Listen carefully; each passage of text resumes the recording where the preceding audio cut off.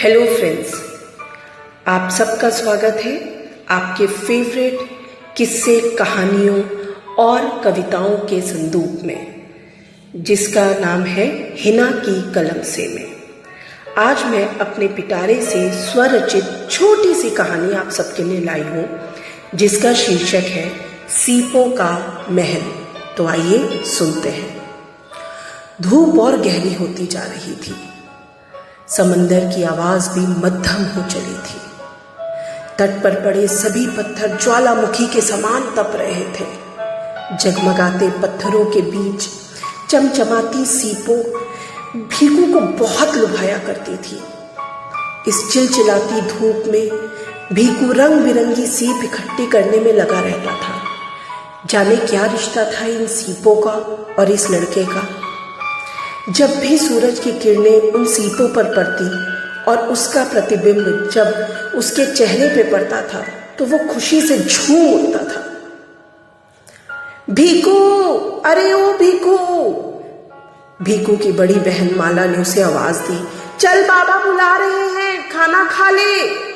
पर वो तो इन सीपों की दुनिया में ऐसा खो जाता था कि ना उसे कुछ दिखाई पड़ता और ना ही सुनाई। माला दौड़ते हुए उसके पास आई। अरे बहरा हो गया है क्या रे? कब से चिल्ला रही हूँ, बाबा बुला रहे हैं, बाबा बुला रहे हैं, खाना खा ले चलकर। पर वो तो सीप बटोरने में लगा पड़ा था। ए भीकू, तेरे पैर नहीं जलते क्या? कितनी चिलचिलाती धूप है।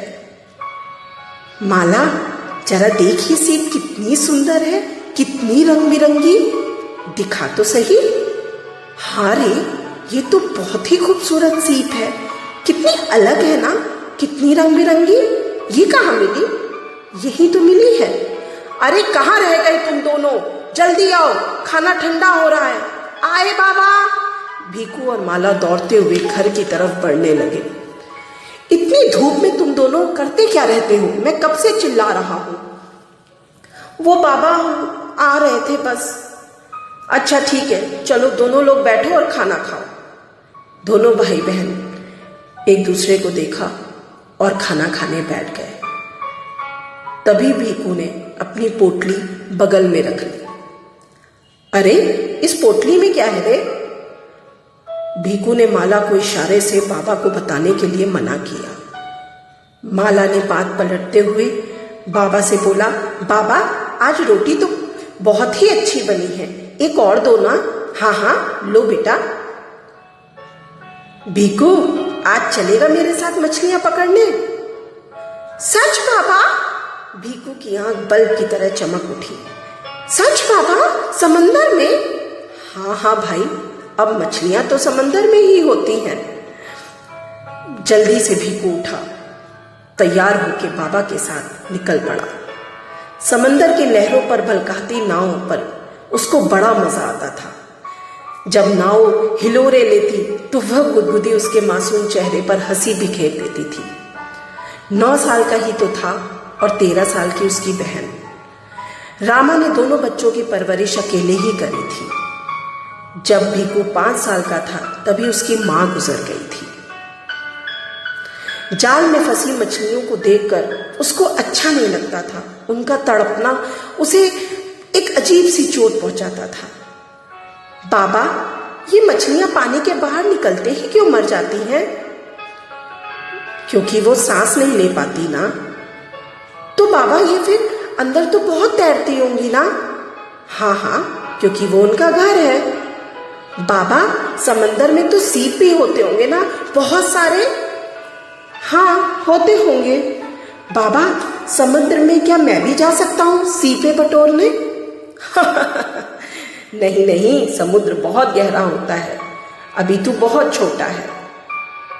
अच्छा बाबा, मैं बड़ा होके ना बहुत सारी सीपें बटोरूंगा। अच्छा अच्छा ठीक है। बाबा जाल में फंसी मछलियों को समेटने लगे। नाव किनारे पर आ चुकी थी। जैसे ही वो दोनों उतरे, बाबा की नजर अचानक पोटली पे पड़ी। अरे आज फिर ये पोटली? आखिर इस पोटली में है क्या?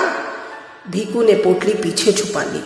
बाबा मुस्कुराए और बोले, अच्छा रहने दे, मत बता, चल जल्दी चल। दोनों किनारे पे आकर साहूकार के पास गए। बाबा ने मछलियां साहूकार को बेची और पैसे लेकर इधर उधर भीखू को ढूंढने लगा।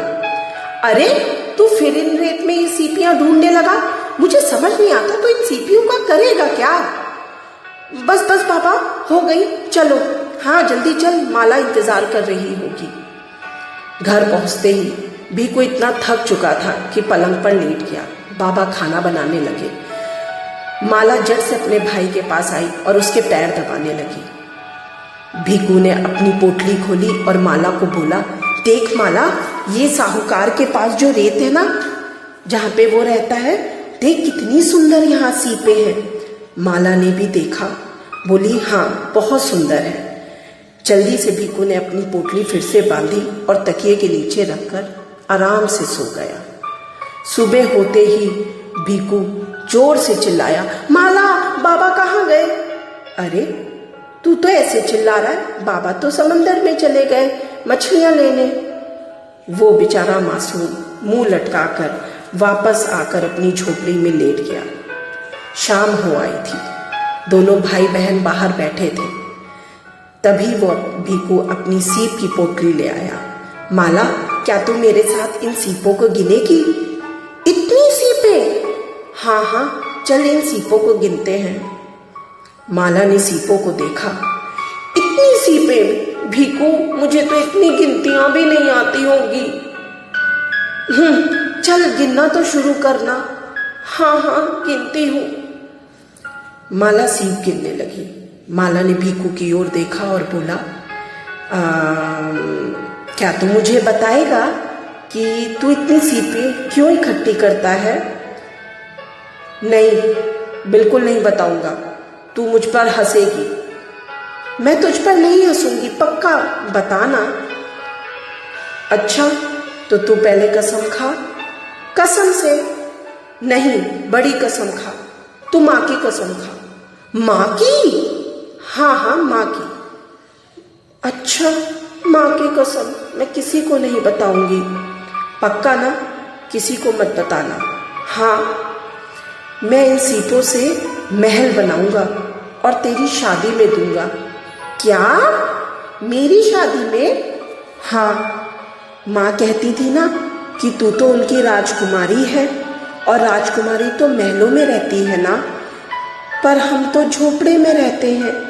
इसलिए मैं अपनी माँ की राजकुमारी को एक ऐसा महल दूंगा जो कभी किसी राजकुमारी के पास ना हो, ना उसने सुना हो और ना देखा हो। मैं तुझे सीपों का महल दूंगा, सीपों का। माला ने भीखू की ओर देखा। उसकी आंखें टबडबा उठी। उसने प्यार से अपने भाई के गालों पर हाथ फेरा और दोनों भाई बहन सीपियां गिनने लगे। तभी दरवाजे की ओर से बाबा भी अपने आंसू पोंछते हुए अपने बच्चों के पास आए और दोनों को सीने से लगा लिया और उनके साथ बैठकर वे भी सीप गिनने लगे। तो दोस्तों, ये थी कहानी सीपों का महल। आशा करती हूँ आपको ज़रूर पसंद आई होगी। अगर पसंद आई तो उसे लाइक, कमेंट और फॉलो ज़रूर करिएगा। धन्यवाद। फिर मिलती हूँ एक नई रचना के साथ।